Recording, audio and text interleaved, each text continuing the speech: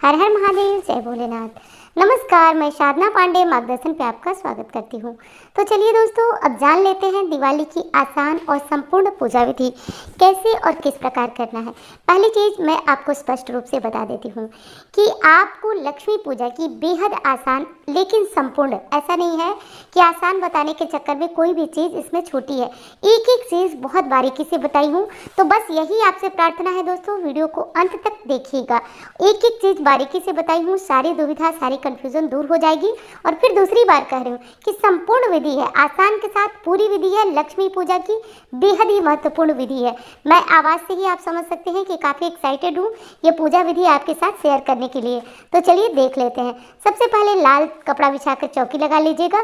और जो नई लक्ष्मी जी गणेश जी की मूर्ति लाए हैं या फिर जो पुरानी पीतल की या चांदी की मूर्ति है, तो ये तो हम हर साल बदलेंगे नहीं, तो आप उनको रख लीजिए। जो भी आपके पास मूर्ति फोटो है, वैसे अगर आप मिट्टी की मूर्ति लाए हैं तो अति उत्तम। दिवाली में नवीनता का बहुत महत्व है, तो लाए हैं तो वो जो लाए हैं उनको आसन देकर विराजमान करिए। यदि आसन के लिए चौकी है तो रख लीजिए। और हाँ देखिए दोस्तों, मैं कलश स्थापना बता रही हूँ, आप लोग ज़रूर करिएगा कलश स्थापना। तो कलश स्थापना के लिए सिक्का, सुपारी और एक हल्दी की गांठ डालकर, आपके घर में पीतल का लोटा हो, तांबे का हो, तो गले में उसके मौली लपेटकर और इस तरह से करके आप कलश रख दीजिए। कलश के ऊपर चावल से भरी हुई एक कटोरी रख दीजिए। इसके बाद हम दीपक प्रज्वलित करेंगे। लेकिन दोस्तों, इससे पहले आपको चौकी को अच्छी तरह साफ शुद्ध करके स्थान को लगा लेना है। कई स्थानों पे आंगन में पूजा होती है, कई जगहों पे घर के मंदिर में होती है, तो जहां आपकी पारिवारिक परंपरा हो वहां कर लीजिएगा। वैसे हमारे यहाँ खुले आसमान के नीचे आंगन में ये पूजा करने का विधान है, तो जहाँ होती हो ये इस तरह से चौकी लगा लीजिएगा। लक्ष्मी जी गणेश जी को वहाँ विराजमान कर लीजिएगा आसन लगा करके। कुबेर जी यदि हैं तो आप उन्हें भी, जैसे कि एक साइड आप देख रहे हैं, मैंने कुबेर जी को भी विराजमान किया है।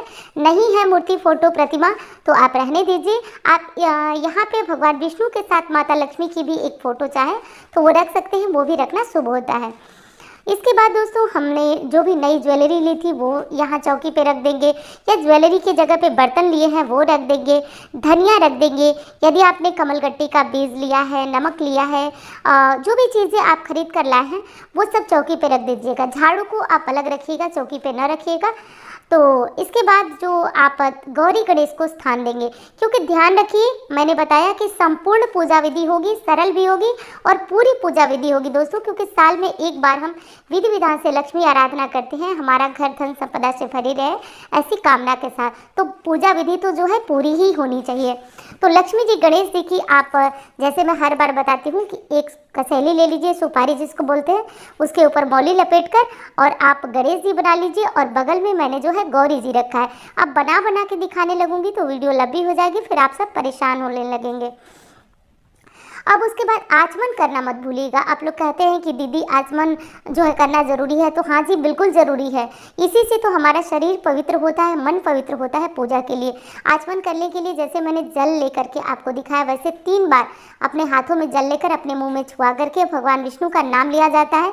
ओम केशवाय नमः, ओम माधवाय नमः, ओम नारायणाय नमः। उसके बाद हस्त प्रक्षालन, जैसे देखिए हाथों को धो लिया जाता है, हस्त प्रक्षालन कर लिया जाता है। उसके बाद दोस्तों हम संकल्प करेंगे कि आज हम लक्ष्मी पूजन करने जा रहे हैं। दिवाली के शुभ मौके पे अपना नाम, स्थान, गोत्र बोलकर आप इस तरह से हाथों में चावल, फूल, अक्षत लेकर के और संकल्प जरूर कर लीजिएगा। ध्यान रहे संकल्प जरूर होना चाहिए।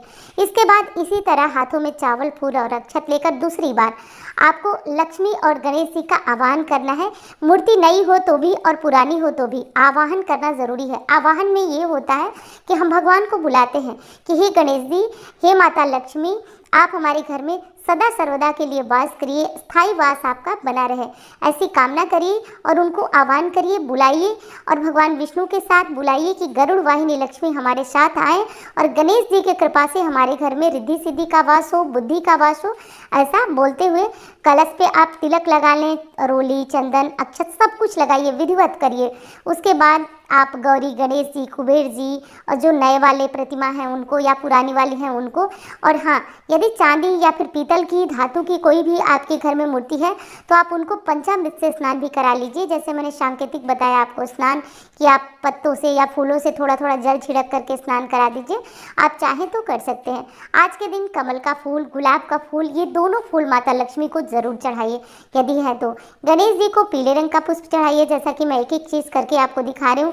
कलश पे चढ़ाना मत भूलिए। प्रायः जो है हम कलश को इग्नोर कर देते हैं। असल में कलश ही है जिसमें सभी देवी देवताओं का हम पूजन आवाहन करते हैं।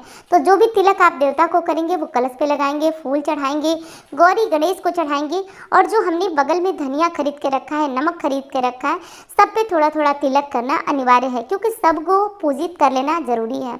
तो धनिया पे भी कर लेंगे। और हाँ, एक चीज़ और है, आज जो है वो नोटों की भी पूजा होती है। तो कुछ पैसे यदि आपके पास हैं तो आप निकाल करके रख लीजिए। उन पैसों पे हल्दी, कुमकुम, अक्षत, क्योंकि लक्ष्मी का सीधा साक्षात स्वरूप नोट या फिर पैसे माने जाते हैं, तो उनका पूजन भी किया जाता है। पूजन करने के उपरांत आप उन पैसों को खर्च कर सकते हैं, लेकिन कुछ पैसे जो आप अपने घर में चाहें तो उसमें से लक्ष्मी पूजन जो किया है आपने, कुछ बचाकर पूरे साल के लिए रखिए, और इससे आपके घर में धन की बरकत बनी रहती है। तो 100-50 जितने भी पैसे हों आप बचा कर रख सकते हैं। आज की पूजा में एक नया इत्र ज़रूर लाइए। इस इत्र को खोलिए और भगवान को ज़रूर समर्पित करिए। लक्ष्मी जी, गणेश जी को समर्पित करिए, कुबेर जी को करिए, भगवान विष्णु की यदि आपने कोई फोटो मूर्ति रखी है तो उन्हें करिए, और कलश पे भी ज़रूर समर्पित करिए। तो इत्र ज़रूर समर्पित करना है दोस्तों, क्योंकि ये माँ लक्ष्मी की पूजा है। और आपको वीडियो कैसी लग रही है बताइएगा ज़रूर दोस्तों। आपको पसंद आए ना तो आप लाइक ज़रूर करिएगा, क्योंकि मैं बार बार कहती हूँ ना कि व्यूज़ बहुत मायने नहीं रखते हैं कि बातें आपको पसंद आ रही हैं नहीं। बातें तो वो अच्छी लगती हैं जो आप लोग कहते हैं कि आपकी पूजा विधि अच्छी है, सरल है, तो वो चीज़ें मन में बहुत ज़्यादा खुशी देती हैं। तो वीडियो आपको अच्छी लगे तो ज़रूर आप बताइएगा। और जो भी मिठाइयाँ हम आज के दिन तो बाज़ार से लाई हुई मिठाइयाँ भी चढ़ती हैं, तो गणेश जी को लड्डू या मोदक इस तरह की चीज़ों का भोग लगाते हैं। माता लक्ष्मी जी को सफ़ेद मिठाइयों का भोग लगाते हैं। तो जो भी आप जितने रंग की मिठाइयाँ लाए हैं रखिएगा। और पोटली बनाने को मैं बता रही हूँ कि पोटली में कमलगट्टा और धनिया, कुछ पैसे डाल करके रख दीजिए। और अगले साल, जैसा कि मैंने लाइव में भी बताया है, इन धनिया वगैरह को आप प्रवाहित कर दीजिए। पैसे और कमलगट्टे के बीज को भी प्रवाहित कर दीजिए। कौड़ियाँ और पैसे निकालकर आप वही कौड़ियाँ पैसे अगली पोटली में डाल सकते हैं। बार बार कौड़ियाँ नहीं बदलना है। और हाँ दोस्तों, आज रात को 9 बजे मैं लाइव आऊँगी। आज का मतलब कि 10 तारीख को मैं रात को 9 बजे लाइव आने वाली हूँ।